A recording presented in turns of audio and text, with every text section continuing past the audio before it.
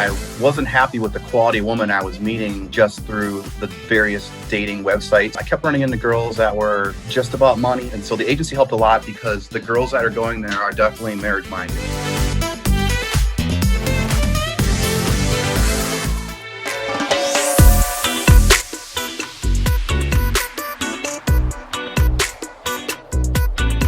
And we have tonight our special guest, and I'm very, very excited to have him here. His name is Jerry. He's one of our clients, and yeah, I will talk a little bit with Jerry about his experience, but he was on one of our tour clients in Peru, and so I'm very, very happy that he's going to talk about his experience and to share his experience with you guys, because I know firsthand experience is different than just us talking about the socials and the tours. So I'm very happy that Jerry can give us a little bit of insight tonight with that. Hi, Jerry, just that they can see you already. Nice to be here. I appreciate you having me on tonight. Maybe I want already to introduce Jerry because there's nobody better who can talk a little bit more about the tours and the experience being there. So Jerry, first of all, I would love to introduce you a little bit to the audience. I already said that the name is Jerry, but can you tell me a little bit more about you also, and how was the process behind all that? When did you decide to sign up for the tour? What was it? Great. I found this company online last February, and I did some searching and read a lot of articles, and right away, I didn't know anything about you guys. So I just did a lot of research, and I did see that you were in business for about 20 years. I saw that. And then I called the office in Arizona and talked to someone named Michelle. I think I called her like 4 times. I asked her a bunch of questions. I was pretty picky about it, just making sure, vetted it really solid. And then I went down to the Peru social in Lima the next month in March. And it went just like clockwork. We stayed in a hotel. There were 2 other guys that were with me. We didn't really hang out much. We were all kind of busy doing our thing, but we were on good terms. We had breakfast together a few times. And then it was kind of a small tour, right? Just the 3 guys. It wasn't big. I don't think Peru is as popular as Colombia. I just wanted to try something different, so I went out there.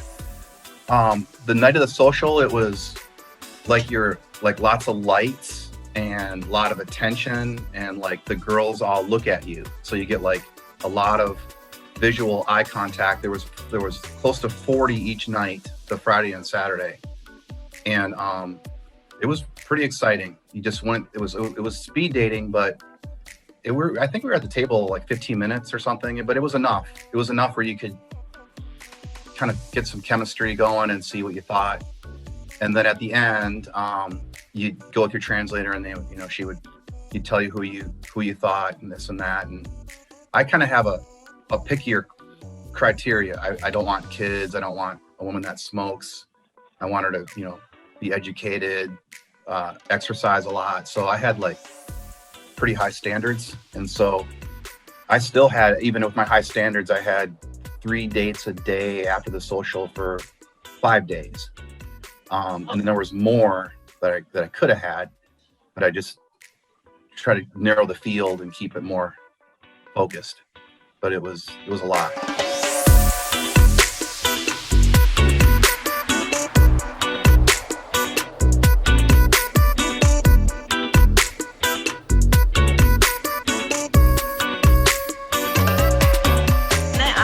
Just for the guys and dating for you in the US, compared maybe having dates in the US, having dates on the socials, right, on the tour, does it make a difference?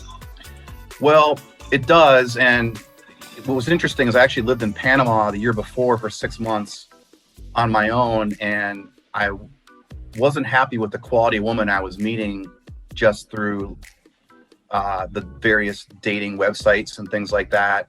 I kept running into girls that were just about money or weren't real, wasn't quite ready for a relationship. And so the agency helped a lot because the girls that are going there are definitely marriage-minded. They're definitely looking for a relationship. And my Spanish is decent, and the dates that I've had, there's one common theme with all these girls. Their ex-boyfriend treated them very badly. They weren't faithful, or they didn't want a long-term relationship. So the women they were all like grateful to find a man that actually like was serious too. So right away, just that pool was really, it just took a lot of pressure off, because you just know you've got like girls that are here for the right reasons. And so it made the dating a little more like meaningful, because you knew you had someone that, you know, was looking at the similar goals you were, which helped a lot. Yeah. That's great. That's great. And so as a man, when you come like to that room and you open that door, right? Is it kind of weird? How does it feel? Because I know that some of the men get really impacted in this moment and are not really sometimes prepared for it. The host was really organized, and she you have a gift you give them, you know, when they walk up in a line. So there was kind of like a little ceremony. But you know, it was okay. I mean, I guess I was a little nervous at first because they were all looking at me, but you know, and the other guys too. But that wasn't a challenge. The challenge was trying to decide who you want to spend time with, because there's a lot of beautiful women, and you know, you have to make choices. One thing's for sure, though, they were very interested in the guys there. So there's not a problem with interest or getting dates or getting quality women. It's just sticking to what your guns are. Like, if you want a girl that's really athletic, you might find a girl that's like really attractive, but she never works out, and you gotta like stay on track. That's the best way I can put it. It's easy they're very attractive women, so it's very easy to get diverted. But if you're true to yourself, you want to stay on what you're looking for. Yeah. That's a good dating advice as well there. So you would say that was a good experience for you to go on this Peru tour. Would you recommend this to a client? What would you say? Definitely, I would. You could definitely cover a lot of ground really quick. The one thing I'd recommend is make some time for yourself. You know, in the morning, go to the gym, eat healthy, get your sleep, because you know you're going to be on the go a lot, and there's going to be a lot of demands on your time. And the girls are very inquisitive. They ask a lot of questions, and you know you have to have your energy level for this, because there's a lot going on. It's not slow paced.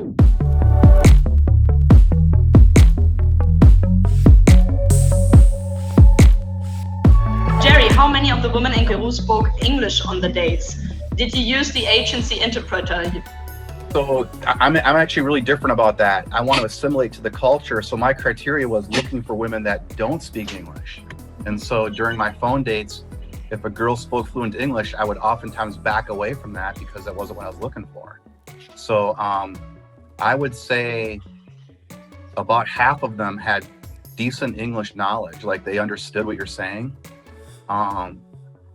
But it's not really, this is going to sound strange, but it doesn't matter if she speaks English or not, because you have the translator and you have Google Translator, and a lot of your relationship is verbal communication, looking at each other.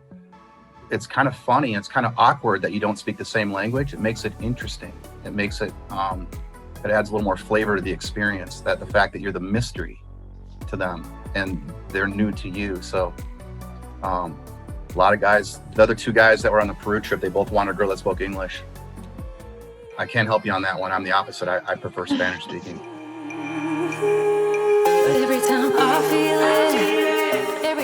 You too can experience the romantic adventure of a lifetime. Interested?